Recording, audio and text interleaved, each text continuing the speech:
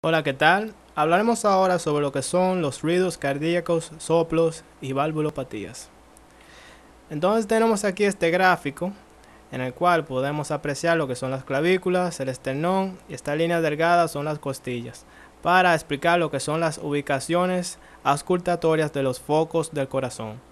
Tenemos que en el quinto espacio intercostal con línea medio clavicular izquierda está ubicado el foco mitral.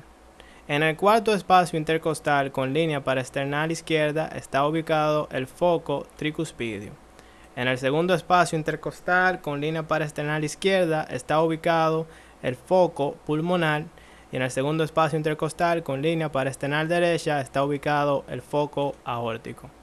Como podemos apreciar, estos focos auscultatorios no coinciden con la ubicación anatómica de las válvulas, pero sí coinciden con los ruidos cardíacos anormales que estas válvulas producen cuando están afectadas, ya sea insuficientes o estenóticas.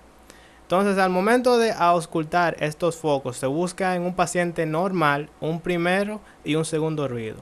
El primer ruido corresponde con el cierre de las válvulas auriculo-ventriculares o bivalvas, que corresponde con la sístole o la contracción del corazón. El segundo ruido corresponde con el cierre de las válvulas semilunares, sigmoideas o trivalvas y corresponde con la relajación del corazón o la diástole. Los ruidos cardíacos, como dije anteriormente, son el primero y el segundo en un paciente normal, pero de forma anormal se puede encontrar un tercer y un cuarto ruido. Un tercer ruido sugiere un paciente con insuficiencia ventricular izquierda y se puede encontrar de forma normal en niños. Un cuarto ruido sugiere una hipertensión arterial sistémica, estenosis aórtica, miocardiopatía hipertrófica o coronariopatías. Los soplos cardíacos son ruidos cardíacos anormales que nos indican que hay una turbulencia a través de una sangre que pasa por una válvula afectada, ya sea estenótica o insuficiente. Los soplos cardíacos, dependiendo de dónde estén ubicados, pueden ser sistólicos o diastólicos. Los sistólicos a su vez se clasifican en inocentes, fisiológicos o patológicos. Los inocentes se pueden notar en niños y ancianos. Los fisiológicos se pueden notar en embarazadas, en caso de fiebre e hipertiroidismo. Y los patológicos a su vez se clasifican en mesosistólicos, holosistólicos y telesistólicos. Los mesosistólicos sugieren estenosis pulmonar y aórtica, y los holosistólicos sugieren insuficiencia mitral y tricuspidia y comunicación interventricular, mientras que los telesistólicos sugieren prolapso de la válvula mitral y prolapso de la válvula tricuspidia. Ok, entonces vamos a quitar esto de aquí. Bye bye. Entonces, en los diastólicos, los soplos diastólicos pueden clasificarse a su vez en lo que son mesodiastólicos y protodiastólicos. Los mesodiastólicos sugieren lo que es estenosis mitral y tricuspidia, y los protodiastólicos sugieren lo que son insuficiencia aórtica y pulmonar. Ahora bien, si los soplos pueden apreciarse en el primer y en el segundo ruido, o sea que son tanto sistólicos como diastólicos, se llaman continuos.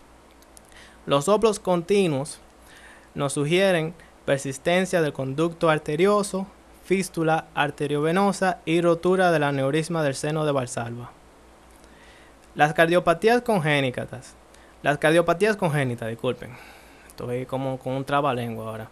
Bueno, entonces la cardiopatía congénita se clasifican a su vez en cardiopatía congénita de cortocircuito de derecha a izquierda, cortocircuito de izquierda a derecha o estenosis. La cortocircuito de derecha a izquierda es la tetralogía de Fallot.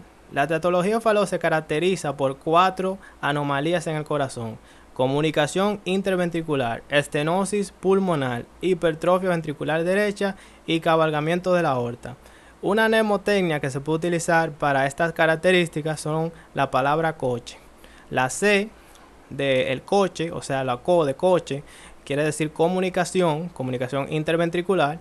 La C quiere decir cabalgamiento, la H hipertrofia y la E estenosis, coche, para la característica de la tetralogía de Fallot.